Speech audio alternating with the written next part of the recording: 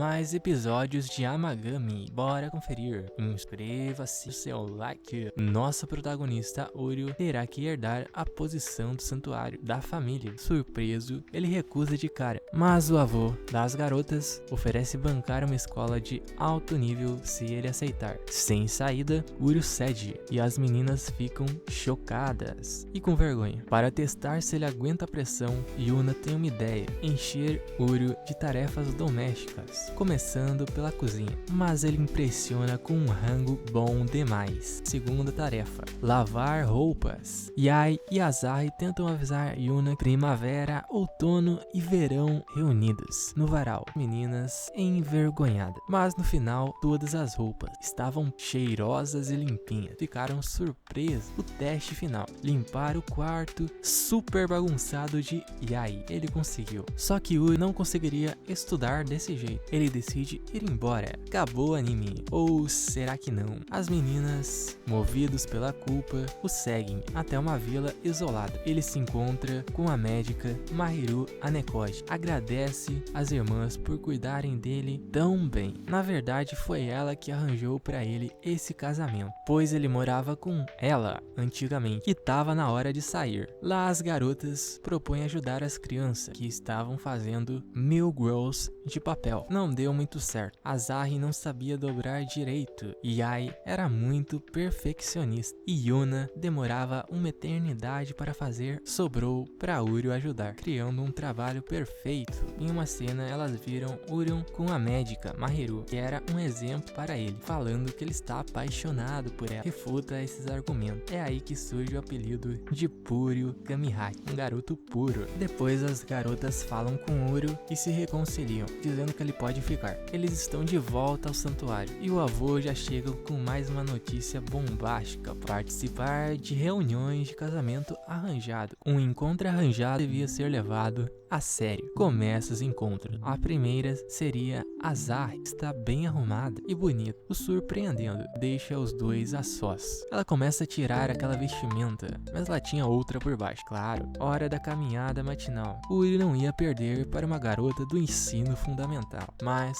perdeu. Hora do banho e deixou a porta aberta. Cria uma situação constrangedora. Era hora de dormir, mas Asahi queria procurar um tênis no armazém. O que aconteceria se eles ficassem presos? Um vento sopra e a porta bate e se fecha. O armazém era velho. Asahi está um pouco nervosa, ficava com medo, mas Uryu manda se apoiar nele. Uryu tenta cortar a janela para sair. Tá certo, eles saem do armazém. Asahi agradece, se desculpa, e Uryu acha ela muito fofa, o que a faz corar. As outras irmãs chegam e Asahi diz que não iria se esquecer daquela noite. Era outro dia e outro encontro. A segunda filha, com uma personalidade totalmente diferente. Os dois saem para caminhar. Ela diz que quer mesmo é um herdeiro. Vem pra cima do cara, mas o garoto a impede e diz para ela se acalmar e voltar ao normal, e a convida para sair em um encontro num lugar onde tinha vários gatos. No final, Yuna até comprou presentinhos, fazendo uma expressão que deixa o protagonista envergonhado.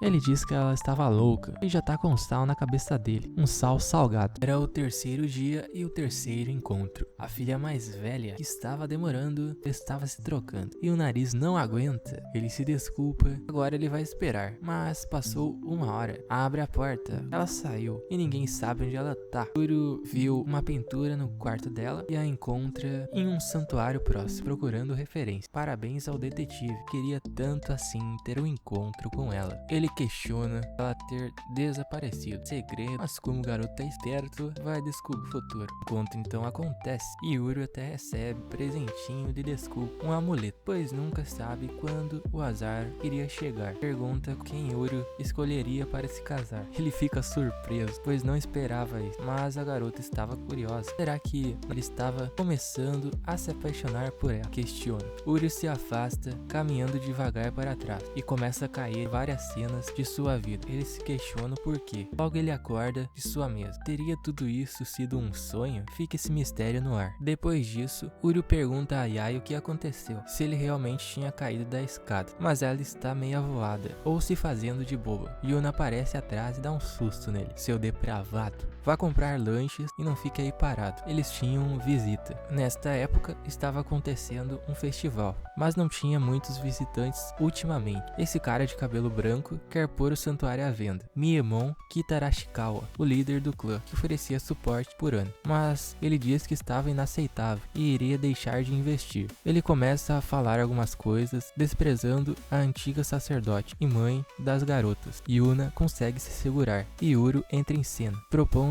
eles conseguirem 5.000 visitantes. Asahi tenta ajudar e Ai também pede um pouco de tempo. Ele aceitou, mas se eles não conseguissem, iria tomar o santuário e também o lar deles, mas já estava decidido. Uro tinha arrumado briga e já se vai fazer pesquisas sobre como organizar festivais. Elas reconhecem seu esforço. Ele nem dormiu. Em um certo ponto, os números diminuíram. Era porque o pessoal do centro comercial não vinha mais ali. Elas tinham perdido o contato e o avô não conseguia. Uro fala sobre um plano B com redes sociais e elas iriam ser as garotas propaganda. Quer dizer que você quer que nós façamos isso porque nos acha uma gracinha? Sim, exatamente. A primeira foto só tinha uma curtida, a segunda 2 curtidas, já a terceira não tinha nenhuma curtida e até perderam seguidores. Também com aquelas fotos foi muito apelativo. Apaga isso rápido. Nesse momento, Asahi e Yuna discutem com uma situação delicada, mas após um tempo, com a ajuda de Uryu, elas voltam a se falar e pedem desculpas. Fica uma cena bem legal. Quando Yai vê as duas irmãs abraçadas e chorando, corre para dar um abraço também. E neste momento, Uryu tira uma foto bem espontânea. Quando ele postou ela, deu muito bom, pois viralizou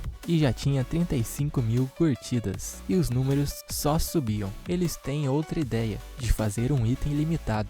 Deixam com Yai, só que ela era bem lerda e não tava com inspiração. Uryu quase desistiu, mas na noite, ao olhar para um lago cheio de peixes, Koi tem uma ideia: fazer um amuleto de amor. Ela chega com seu designer, que estava muito mais bonito do que o que Uryu tinha feito. Ela é uma verdadeira artista, nunca se sabe o que ela estava pensando. Então Uryu diz que era melhor não tirar os olhos dela, e os olhos dela começam a brilhar. Faltava uma última coisa. Eles vão até o centro comercial e pedem a ajuda do pessoal. Todos concordam, pois o santuário tinha feito parte da vida deles em várias gerações. A antiga sacerdotisa também os ajudava. Todos empolgados, pois o sucesso definitivo se aproximava. Era o tão esperado dia do festival. Hora de reunir 5.000 pessoas e salvar o santuário. Infelizmente, aconteceu um problema. Só tinha 35 pessoas e Asahi chega com uma notícia. Alguém fez uma conta falsa dizendo que o festival foi cancelado e a sua conta verdadeira caiu. Não tinham o que fazer. Todos ficam desanimados por um momento, mas não era hora de desistir, era hora de lutar. Uryu reanima os ânimos. Eram 10h30 da manhã. A chave era o período da tarde. O garoto tem uma ideia e elas piram, mas todos se propõem a fazer essa ideia. Até o velho diz que é uma boa ideia e todos os outros se propõem a ajudar. Uryu sai com os panfletos na mão e as garotas dessa vez seriam as estrelas do festival. Os panfletos não estão muito bons, pois com essa cara carrancuda ninguém iria pegar mesmo, diz Mahiru. As crianças e sua amiga de infância também está lá para ajudar, pois tinham ouvido do problema e não iam deixar ele fazer tudo sozinho, sabendo como ele era. Pronto, tava feito. De repente, uma visão radiante das 3 sacerdotisas em cima de um santuário móvel e a sua animação contagiava todos à volta. Agora vai funcionar. Mas então mais uma coisa acontece. Gotas de chuva torrencial começam a cair. Seria esse o fim de todo aquele esforço? Porém, Uryu não queria desistir e põe a culpa na chuva. Mas então todas o animam em uma cena emocionante, dizendo que tudo vai dar certo. Elas começam a fazer uma oração e Uryu fica tocado. Começa a caminhar e depois correr, procurando por algo, com uma música emocionante de fundo. Elas ainda concentradas. Ele se cansa. De repente ele vê uma cena magnífica e as irmãs também chegam. Era um lago com uma visão super linda, flores de cerejeira que tinham caído na água. criando uma visão impressionante. Parecia realmente um verdadeiro milagre. Enfim, as 3 garotas estão em uma pequena plataforma no meio do lago, fazendo a sua dança sincronizada. E muitas pessoas, todos estão comprando aqueles amuletos de edição limitada. Mahiru também ajuda, e sua amiga de infância. 5 minutos para acabar, e apenas 4.999 pessoas tinham chegado. Só faltava mais uma, e não havia mais tempo. É quando aquele cara de cabelo branco, danado, aparece. Vocês venceram. Comigo dá exatamente 5.000 pessoas. Ele vai embora, e todos ficam extremamente satisfeitos por terem conseguido. Azari fica totalmente feliz, pois iriam continuar morando lá. Ninguém estava acreditando. Foi tudo graças a Uryu. Neste momento, algo inesperado. Yai agradece e dá um beijo na bochecha do rapaz. E o nariz não aguenta. Takasal Púrio continua molenga como sempre. O protagonista não está conseguindo se concentrar nos estudos por causa do beijo de Yai. Nesse momento, Azari aparece e diz para deixar com ela. Começa a entrevistar sua irmã. Yai diz que acha ele um bom garoto, então não ajudou muito. O novo plano era deixar ela cansada, talvez assim falasse dos seus sentimentos. Mas após uma corrida, ela estava cansada demais. Não deu. Tomaram um banho e a irmã mais nova insiste em questioná-la. Só que é um segredo. No quarto, fala para Uryu que não tinha jeito. Ela também não quer ser tratada como criança. Parte pra cima e morde a orelha do garoto. O que foi isso? Ele pergunta. Já é outro dia e o cara ainda está atordoado. Yuna aparece no corredor, escondendo algo. A irmã mais velha não fala nada. Conseguiu terminar seus estudos e está muito quieto, até demais. Azari está espiando suas irmãs, fazendo presentes. Conta que na verdade fazia aniversário no dia seguinte. As irmãs discutem qual o melhor presente, mas caem e acabam estragando os dois que tinham feito.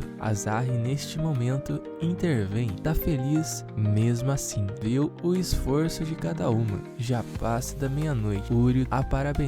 No outro dia, uma surpresa, os presentes estavam consertados e o menino ao lado, dormindo, o que as deixa felizes. Ele sonha com Yuna em uma cena de beijo, vai até Mahiru, que o tinha chamado por mensagem. Yuna diz que as outras irmãs ficaram muito dependentes dele e até contato físico. A Mad pergunta como ele estava e diz que na mesma, com várias coisas para fazer por causa das meninas. Só que Mahiru rebate dizendo que ele ajudava só para satisfazer seu ego. No caminho para casa, Yuna está o esperando. Voltam a caminhar. Um silêncio. Do nada, Yuna quer fazer uma massagem nos ombros do menino e também amarra seu cadarço. Uryu está sem jeito e abaixa envergonhado e lembra de algo. Era o sonho que ele teve mais cedo. A memória do futuro é quando uma criança passa correndo